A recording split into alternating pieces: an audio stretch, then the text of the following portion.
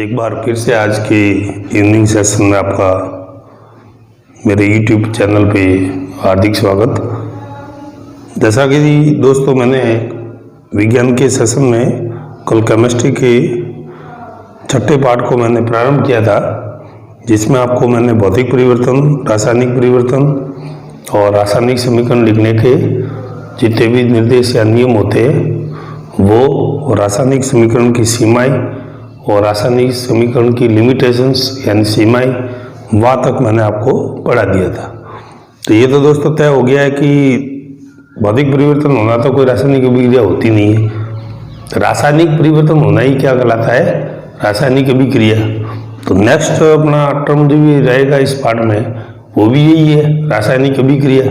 तो पहले अपन अभिक्रिया को समझ लेते हैं, उसके बाद अभिक्रियाओं के प्रकार को देखेंगे। तो देखिए दोस्तों, रासायनिक अभिक्रिया जैसा कि अभी मैंने बताया, दो परिवर्तन आपको बताए, उसमें से एक परिवर्तन होता है रासायनिक परिवर्तन। तो किसी पदार्थ में रासायनिक परिवर्तन होना ही रासायनिक अभिक्रिया कहलाता है। यानी केमिकल अगर चेंजेस होगा, मैंने कल भी बताया था, अगर अंदर इंटरनल चेंज होगा तो ही कोई ना कोई अभिक्रिया हो रही है। बाकी एक्सटर्नल चेंजेस में जो बाह्यतम गुण बदलते हैं वहाँ तो सिर्फ क्या होता है दोस्तों? भौतिक परिवर्तन। तो जो रासायनिक किसी भी पदार्थ में अगर कोई रासायनिक परिवर्तन होता है तो उसे अपन क्या कहते हैं? रासायनिक अभिक्रिया। लेकिन इसकी भी कुछ विशेषता रहती है कि रासायनिक परिवर्तन, मैंने कल भी एक उदाहरण देकर बताया था, लेकिन आज फिर देख लो आप कि रासायनिक परिवर्तन होता है तो रासायनिक अभिक्रिया होती है, लेकिन एक सिद्धांत या नियम कह सकते हैं, ऊर्जा द्रव्यमान संरक्षण सिद्धांत। ये क्या है सर? कोई भी अभिक्रिया होगी ना, तो मैंने कल ही कहा था कि अभिकारकों और उत्पादों का जो कुल द्रव्यमान रहेगा वो संरक्षित रहेगा, यानी किसी प्रकार का ह्रास या लोप नहीं होगा। जितना द्रव्यमान अभिकारकों का या क्रियाकारकों का होगा, उत्पादों का भी उतना ही रहेगा। तो किस प्रकार से सर? जैसे कि अपन एक उदाहरण लेते हैं, CaO प्लस CO2 दोनों मिला के बनाते हैं कैल्शियम कार्बोनेट। ये क्या है sir? Calcium oxide, carbon dioxide. ठीक है दोस्तों, क्या बनाया सर इन्होंने? Calcium carbonate, calcium carbonate. अब अगर इनका इस सिद्धांत के अनुसार दोनों तरफ का अगर द्रव्यमान ज्ञात करें और दोनों तरफ का द्रव्यमान अगर समान आता है तो अपनी अभिक्रिया सही है, नहीं तो नहीं है। यानी ऊर्जा द्रव्यमान संरक्षण सिद्धांत के अनुसार ही रासायनिक अभिक्रिया संपन्न होती है। यानी जितने अभिकारकों का परमाणु भार होता है उतना का उतना ही जो उत्पाद होगा उसका भी परमाणु भार या अणुभार आना चाहिए। तो परमाणु भार दोस्तों अगर अपने को ज्ञात है तो अणुभार तो आसानी से हो सकता है। परमाणु भार के बारे में ज्यादा व्याख्या नहीं करूंगा, लेकिन इतना आपको बताऊंगा कि 1 से 30 तत्व अगर आपको याद है तो लगभग एक सिद्धांत के अनुसार कहते हैं कि जितने क्रमांक पे तत्व होता है उसका दुगना जो होता है उसका क्या होता है? परमाणु भार होता है। तो दोस्तों जैसे याद दिला दूं आपको, कैल्शियम 20 पे आता है तो परमाणु भार क्या होगा सर? इसका 40। ऑक्सीजन 8 पे आता है तो इसका परमाणु भार क्या होगा? 16। कार्बन 6 पे आता है तो इसका परमाणु भार क्या होगा सर? 12। ठीक है, और अपन को यही चाहिए इन तीनों के परमाणु भार, तीनों के आगे सर। अब इनका ज्ञात करके बताओ। तो जिसके इसको ज्ञात करते तो कैल्शियम ऑक्साइड में क्या होगा सर? 40 प्लस कितने हो जाएंगे? 16 प्लस ये कितने सर? कार्बन के 12 प्लस ये ऑक्सीजन 2 है तो 16 दूनी 32। तो 40 और 16 कितने हुए दोस्तों? 56, और 12 और 32 44। इन दोनों का योग करें तो कितना हो? 100। बोले इसको ये में लिखो या ग्राम में लिखो सर। इसका द्रव्यमान आया 100 ग्राम, बहुत बढ़िया। और अगर 100 ग्राम इसका भी आता है तो अपनी अभिक्रिया सही है। देखते हैं एक बार। कैल्शियम है सर पहले तो 40 प्लस फिर कार्बन है प्लस 12, फिर ऑक्सीजन है प्लस 16, लेकिन ऑक्सीजन तो सर 3 है तो 16 तिया, और 16 तिया कितने होते हैं? 48। 48 प्लस 12 प्लस 40। अब देख लो 40 और 12 कितने होते दोस्तों? 52, और 52 प्लस 48 एंड दोस्तों यहाँ पर भी अपन को द्रव्यमान मिला 100 ग्राम। यानी कि ऊर्जा द्रव्यमान संरक्षण सिद्धांत के अनुसार जब भी अभिकारक आपस में मिलते हैं, दो या दो से अधिक, और कोई क्रियाफल या उत्पाद बनाते हैं, तो किसी भी प्रकार का ऊर्जा का ह्रास नहीं होता है और कुल ऊर्जा होती है वो संरक्षित रहती है।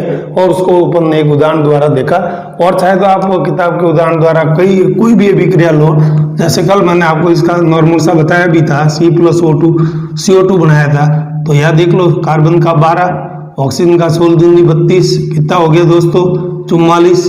उसी तरह देख लो, कार्बन का 12, ऑक्सीजन 16 दूनी 32, कितना हो गया दोस्तों 44। दोनों तरफ 44 है द्रव्यमान, यानी कुल द्रव्यमान क्या रहता है दोस्तों संरक्षित। तो इस प्रकार से ये रासायनिक अभिक्रिया की परिभाषित कैसे करेंगे सर? तो किसी भी पदार्थ में रासायनिक परिवर्तन होना ही क्या दोस्तों कहलाता है? रासायनिक अभिक्रिया कहलाता है। और ये ऊर्जा द्रव्यमान संरक्षण सिद्धांत के अनुसार कुल जो द्रव्यमान रहता है अभिकारकों और उत्पादों का, वो संरक्षित रहता है, यानी किसी भी प्रकार का ऊर्जा का ह्रास नहीं होता है।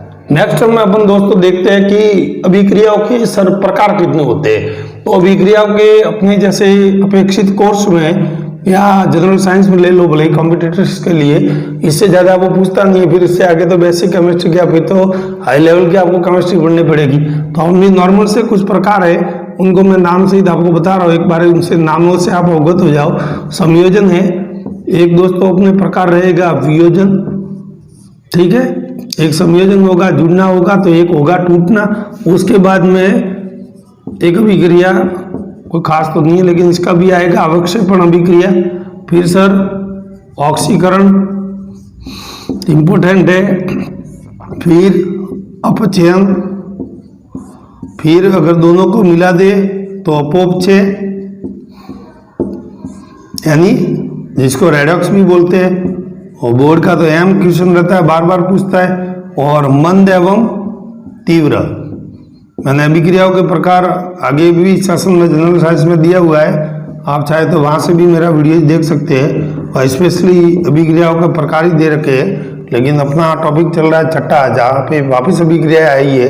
तो दोस्तों जो जो अभिक्रिया आई है उनको मोटे रूप से मैंने बता दिया, संयोजन, वियोजन, अवक्षेपण, ऑक्सीकरण, अपचयन, अपोपचय यानी रेडॉक्स, मंद एवं तीव्र अभिक्रिया है, ठीक है ना। इन अभिक्रियाओं को दोस्तों इसी शासन क्रम में अपन देखेंगे, तो एक एक करके अपन लेंगे दोस्तों कि कौन सी अभिक्रिया की परिभाषा क्या होती है, और अपेक्षित एक दो उदाहरण भी अपन को याद रखना पड़ेगा। बोर्ड कोई लंबा चौड़ा प्रश्न पूछता नहीं है, बोर्ड तो इतना ही पूछता है कि संयोजन अभिक्रिया किसे कहते हैं, तो परिभाषा देनी है और उसके साथ एक उदाहरण सहित स्पष्ट दिए तो एक उदाहरण देना है। यानी आपको दोस्तों अगर ज़्यादा ही केमिस्ट्री टफ लग रही हो तो ज़्यादा उदाहरण याद करने की जरूरत नहीं है, आपको प्रत्येक का एक एक उदाहरण भी अगर होगा, और कई तो दोस्तों मैं आपको उदाहरण बताऊंगा ना, वो एक ही उदाहरण कई जगह सेट हो जाएगा, ठीक है ना। तो जुड़ रहिए मेरे से। नेक्स्ट में मैं बताता हूँ रासायनिक अभिक्रियाओं के प्रकार, टाइप्स ऑफ केमिकल रिएक्शंस। चलिए दोस्तों, नंबर 1 के प्रकार में लेंगे अपन संयोजन अभिक्रिया।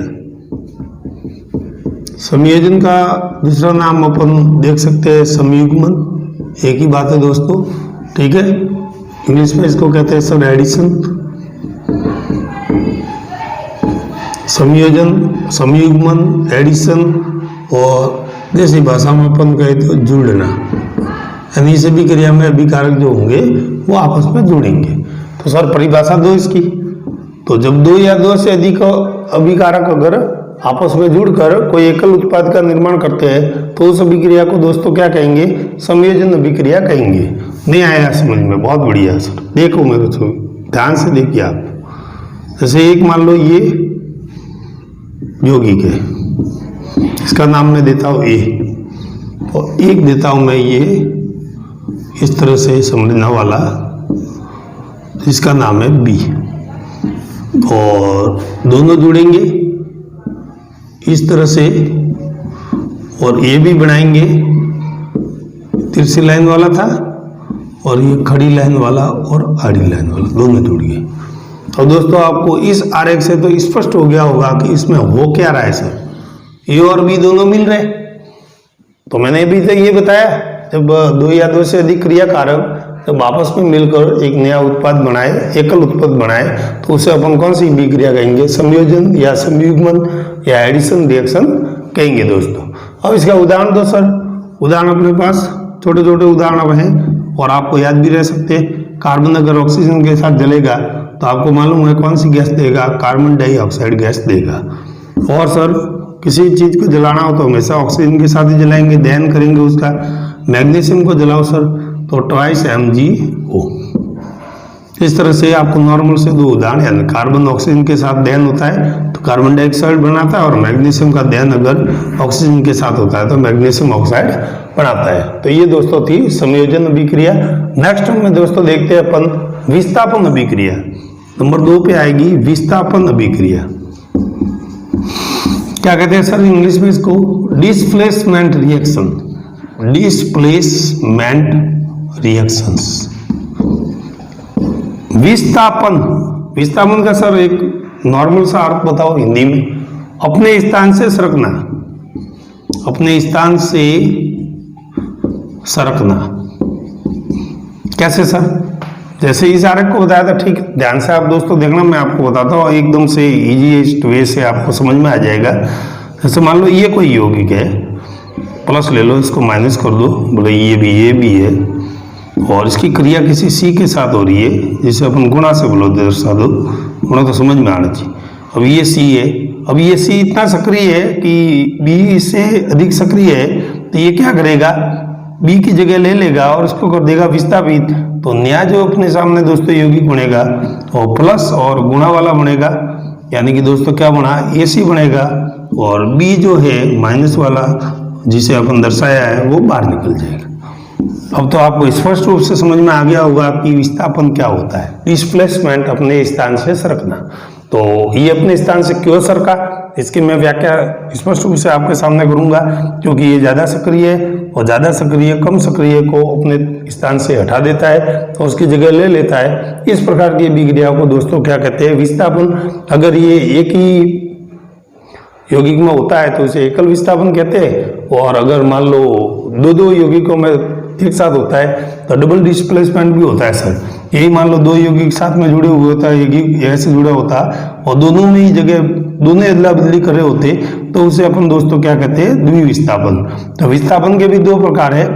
तो बोर्ड में से खाली विस्थापन पूछे तो आपको दोस्तों विस्थापन के उदाहरण लिखना है, और एकल विस्थापन और द्विविस्थापन नाम से पूछे तो नाम भी आप ध्यान रखना, सिंगल डिस्प्लेसमेंट, और द्विविस्थापन को कहते हैं दोस्तों डबल डिस्प्लेसमेंट। अब ये किस तरह से होते हैं, इन दोनों को अपन व्याख्या से देखेंगे।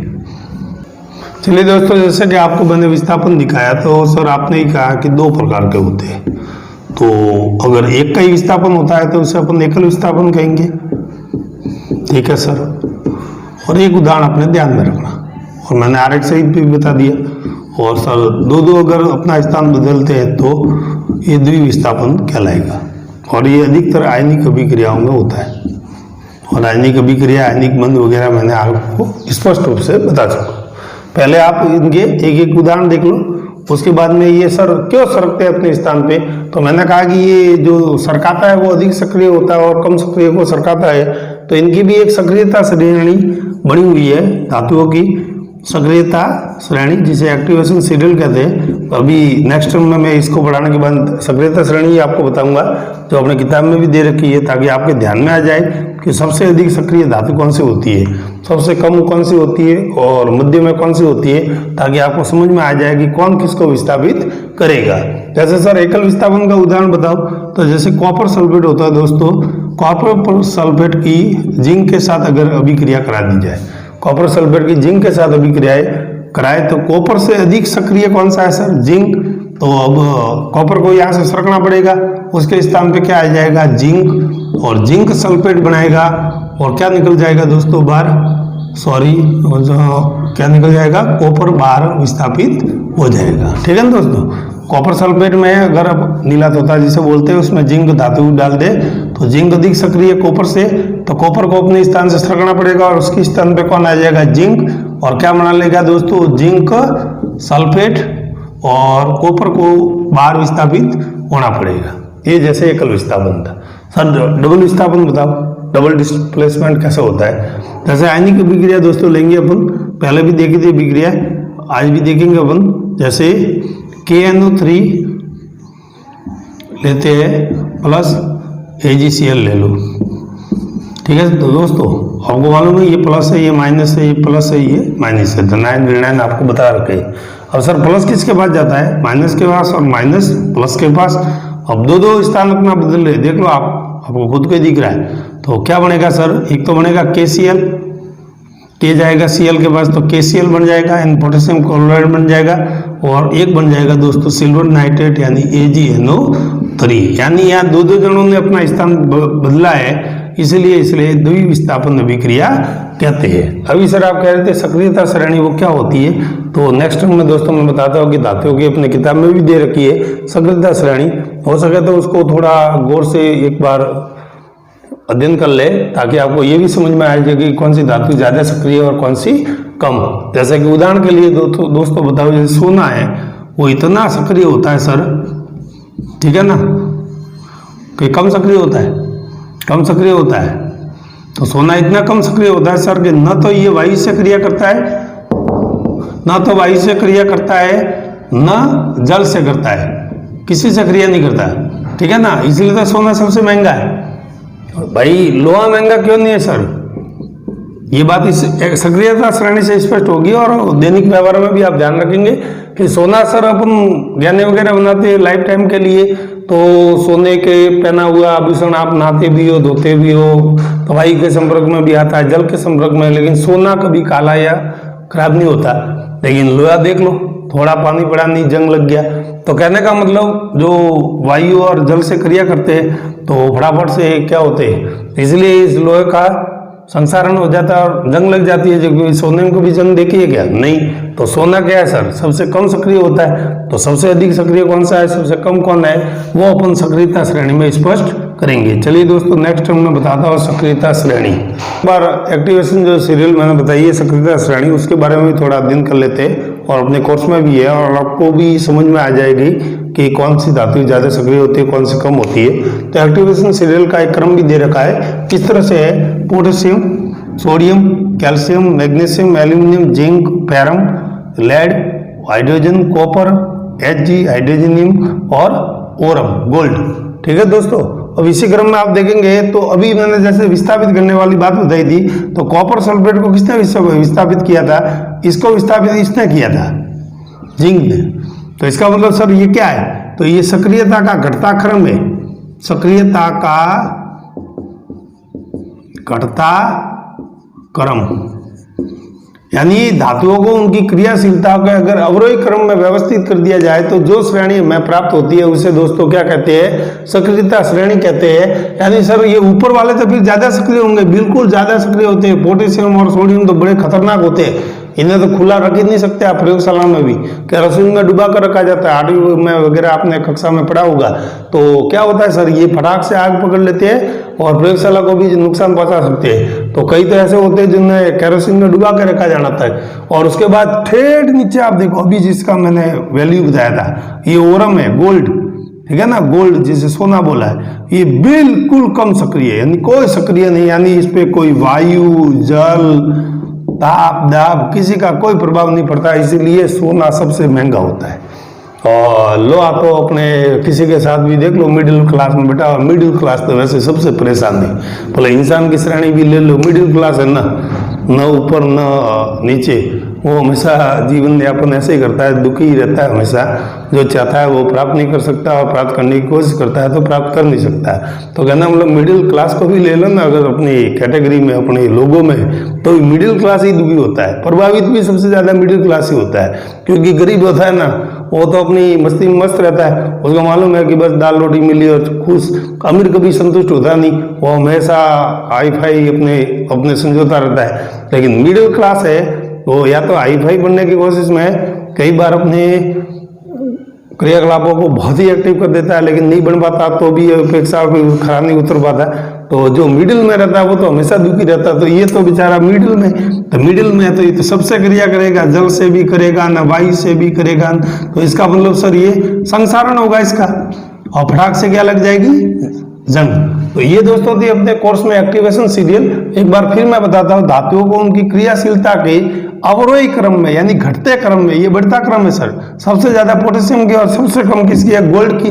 तो घटते क्रम में व्यवस्थित करने पर हमें जो श्रेणी प्राप्त होती है उसे क्या कहेंगे दोस्तों, सक्रियता श्रेणी कहते हैं। अब आपको ये भी समझ में आ जाएगा कि कौन किसको विस्थापित करेगा और कौन किसको विस्थापित नहीं कर सकता। तो जैसे मैंने कॉपर और आपको जिंक का उदाहरण दिया, तो आपने देख ही लिया कि जिंक की सक्रियता ज्यादा थी, इसलिए इसने कॉपर को फटाक से क्या कर दिया, विस्थापित, और अपनी जगह पे बैठ गया। ठीक है दोस्तों, तो ये थी सक्रियता श्रेणी, एकल विस्थापन और द्विविस्थापन। नेक्स्ट टर्म में अपन दोस्तों देखते हैं। चलिए दोस्तों, नेक्स्ट टर्म में तीसरी अभिक्रिया अपन प्रकार देखते हैं, तो उसका नाम है अपघटनीय अभिक्रिया है। आना तो दूसरे स्थान पे चाहिए था, लेकिन अपने कोर्स में तीसरे स्थान पे है, क्योंकि संयोजन के तुरंत बाद ये आ जाता तो ज़्यादा समझ में आता है, क्योंकि वो जुड़ना होता है। तो ये सर फिर क्या है, ये अब वियोजन है, टूटना है, तो इसको वियोजन भी बोलते हैं, डिसएसोसिएशन भी बोलते हैं रिएक्शन को, तो सामान्य भाषा में इसको टूटना भी बोलते हैं। तो जैसे मैंने संयोजन में बताया था, उसका विलोम शब्द मान लो इसको सर। तो संयोजन में क्या बताया था सर, ए प्लस बी जुड़ के ए बी बना रहे थे। यहाँ पर ए बी को ले लो आप, ये लिया ए बी, ये मान लो प्लस है, इससे माइनस से शो कर दो ए बी, और ये टूट के क्या करेगा सर, ये बना लेगा प्लस वाला और ये माइनस वाला, यानी ये भी अलग और बी भी अलग। ये हो गया वियोजन। आरेख से स्पष्ट है कि वियोजन या अपघटनीय अभिक्रिया में आपको कोई दिक्कत नहीं आनी चाहिए। तो सर परिभाषा बताइए।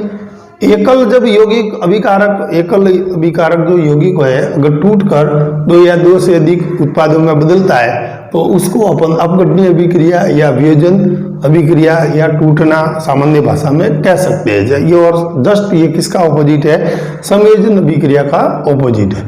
अब सर यौगिक ऐसे टूटते हैं, तो हथौड़ा लेके तो तोड़ना नहीं, तो अभिक्रिया केमिस्ट्री है सर, तो इसमें ऊष्मा है, प्रकाश है, ताप है, उनसे ये यौगिक टूटेंगे। तो ऊष्मा से टूटेंगे, ताप से टूटेंगे, ठीक है, ऊष्मा ताप एक ही होता है, फिर प्रकाश से टूटेंगे, विद्युत अपघटन से टूटेंगे। तो इनके जो प्रकार होते हैं उसी आधार पे इसके 3 प्रकार भी होते हैं। तो उन 3 टाइप्स के भी एक एक उदाहरण सहित अपन प्रकार भी देख लेते हैं दोस्तों, ताकि आपके एग्जाम में किसी तरह का कंफ्यूजन नहीं रहे कि वियोजन होता किस प्रकार का और कितने प्रकार का। तो 3 प्रकार का होता है, और तीनों प्रकार का एक एक उदाहरण भी अपन देखते हैं। चलिए दोस्तों देखते हैं विद्युत अपघटन, ऊष्मीय अपघटन और प्रकाशीय अपघटन, तीनों उदाहरण सहित अपन देखते हैं, ताकि अपघटन के प्रकार भी स्पष्ट हो जाए। और हो सकता है बोर्ड में छोटा मोटा प्रश्न कई बार पूछता है कि विद्युत अपघटन का एक उदाहरण दीजिए। तो अपन करेंगे दोस्तों जल का विद्युत अपघटन। ज्यादा उदाहरण तो मैंने पहले ही कहा कि न तो अपने किताब में न अपने को उलझना है, एक एक एग्जाम्पल आप प्रत्येक अभिक्रिया का याद रखेंगे तो भी दोस्तों 8-9 प्रकार की अभिक्रिया है, 10-12 रिएक्शंस भी याद रखना 10वीं वाले भैया के लिए खूब हो जाता है। तो आप एक ये रिएक्शन इसकी याद रखना, और ये कई बार आती है 2s2, जैसे जल को तोड़ना है तो सर यहाँ पर क्या लिखेंगे अपन, विद्युत अपघटन लिखेंगे, यानी विद्युत अपघटन करो इसको विद्युत धारा में, तो इस किस में टूट जाएगा सर, हाइड्रोजन और ऑक्सीजन, और हाइड्रोजन और ऑक्सीजन मिलती है तो क्या बनता है, जल बनता है। जैसे ऊष्मा दे के सर तोड़ना हो तो सबसे बढ़िया उदाहरण, और पहले भी अभी मैंने जस्ट द्रव्यमान वाले में बात में भी बताया था, कैल्शियम कार्बोनेट, इसको तोड़ो, किसे तोड़े देंगे सर, हीट, गर्म का ये निशान रहता है, ये हीट देनी हो ना, तो ये त्रिभुजाकार ऐसे निशान बना लो, ठीक है। अभिक्रिया किसके, तीर के ऊपर, ये समीकरण में मैंने बताया था। तो ऊष्मा देने पर क्या होगा सर, ये कैल्शियम ऑक्साइड और CO2 यानी कार्बन डाइऑक्साइड में टूट जाएगा। प्रकाशीय अपघटन में हाइड्रोजन ब्रोमाइड का उदाहरण लेंगे तो H2 गैस बनेगी सर, और ब्रोमीन गैस है वो बाहर निकल जाएगी, यानी ये 2 गैसों में टूट जाएगा। तो ये दोस्तों थे अपघटन अभिक्रिया। अपघटन का मतलब होती है वियोजन यानी टूटना, यानी एकल उत्पाद टूट कर एक से अधिक, एकल जो ये अभिकारक है वो टूटकर एक से अधिक उत्पादों में बदलता है। तो यहाँ भी अपन देख रहे हैं जल 2 में टूट गया, कैल्शियम कार्बोनेट 2 में टूट गया, और ये भी 1-2 में टूट गया। तो ये थे सर दोस्तों अपने अपघटन के प्रकार। तो मेरी सलाह है कि आप इन प्रत्येक तीनों अपघटन को एक एक उदाहरण से आप याद रखेंगे। नेक्स्ट में दोस्तों देखते हैं, चलिए दोस्तों देखते हैं अपन चौथे प्रकार की अभिक्रिया, मंद एवं तीव्र अभिक्रिया। नाम ही इससे मालूम पड़ता है slow and fast, slow and fast reactions. तो सर स्लो का उदाहरण पहले अपन लेंगे। मंद अभिक्रिया ऐसी अभिक्रिया है सर जिनको होने में कई दिन, महीने, वर्षों का समय लग जाता है, ऐसी अभिक्रिया को क्या कहते हैं सर, मंद अभिक्रिया कहती है। तो ऐसी अभिक्रिया क्या प्रयोगशाला में होगी क्या, ऐसे विक्रिया का कोई तुक ही नहीं निकलता। तो मंद विक्रिया का एक दैनिक जीवन का उदाहरण है और वो दोस्तों बोर्ड में कई बार पूछा हुआ है, वो है लोहे पर जंग लगना। लोहे पर जंग एक दिन में नहीं लगता दोस्तों, लोहा बाहर पड़ा रहेगा तो जैसे ये फेरम है तो O2 के संपर्क में आएगा और H2O जल के संपर्क में आएगा, बारिश वगैरह होगी, ठीक है। तो ये 2Fe2O3.3H2 यानी फेरिक ऑक्साइड बनाएगा और यही दोस्तों जंग का या रस्ट का सूत्र है। और ये भी बोर्ड ने कई बार पूछ लिया जंग का सूत्र क्या होता है। तो जंग लगने का जो सूत्र है 2Fe2O3.3H2 यानी फेरिक ऑक्साइड, ये जंग या रस्ट का सूत्र है, रस्ट इंग्लिश में बोलते हैं। तो ये होगी दोस्तों मंद विक्रिया जिनको होने में दिन, महीने और वर्षों का समय लगता है। लेकिन सर तीव्र विक्रिया तो ऐसे होती है कि सेकंड के भी 100 भाग में संपन्न हो जाती है, लाखों भाग में संपन्न हो जाती है, इतनी फास्ट विक्रिया है। तो वो तो सर आपने कई बार बता दी। मैंने कहा ना आयनिक विक्रिया जितनी भी होती है वो सब इसी तरह की होती है। जैसे कि अपन अम्ल सार की विक्रिया लेंगे सर, तो जैसे एक सार लेते हैं NaOH और HCl हाइड्रोक्लोरिक अम्ल लेते हैं। अब सर इनमें धनायन और ऋणायन ये तो आयनों में होते हैं हमेशा, ठीक है। तो आयनिक विक्रिया होगी तो इतनी फास्ट होगी सर कि मालूम ही नहीं पड़ेगा कि कब होगी। Na+ कहा जाएगा सर Cl के पास और S कहा जाएगा, OH कहा जाएगा H+ के पास। तो क्या बन जाएगा दोस्तों NaCl + H2O। यदि इस विक्रिया को मैं दोस्तों बता दूं उदासीनीकरण विक्रिया भी कहते हैं, क्योंकि अम्ल ये सार है और ये है अम्ल, और 5वें पाठ में मैंने इस विक्रिया को बता भी रखा है।